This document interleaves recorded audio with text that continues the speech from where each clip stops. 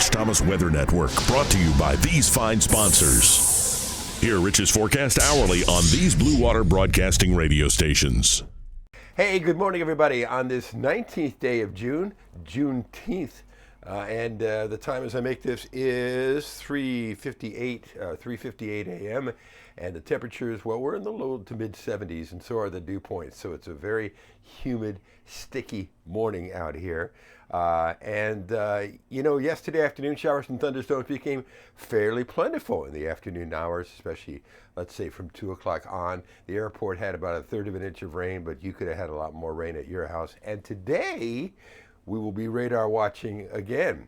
Another one of those complex of storms that you've heard me talk about so many times, called an MCS, will be riding southward from North Alabama, reaching central Alabama, and let's say the river region and the I-85 corridor sometime after 2, maybe closer to 3.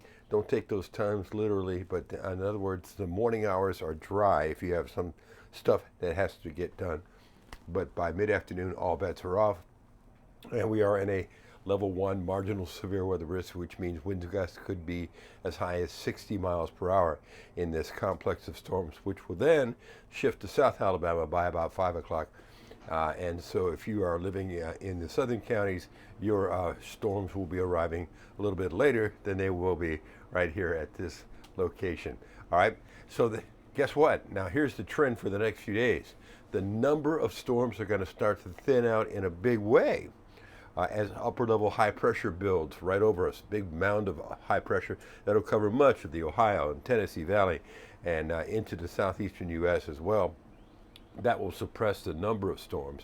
So gosh, I have the rainfall probabilities in the 20% range tomorrow and Saturday. I haven't seen numbers that low in a long time because we've been sucked in with a very wet and stormy pattern for quite a while. So yeah, upper level high pressure build. So guess what that means? Fewer storms, more sunshine, and hotter temperatures into the middle 90s over the weekend.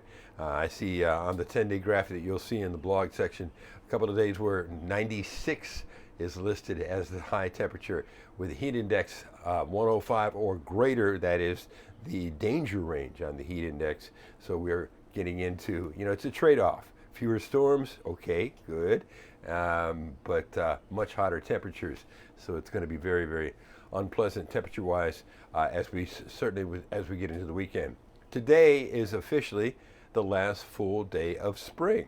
Summer begins tomorrow, actually tomorrow night. The summer solstice, 9:42 p.m. Central Time.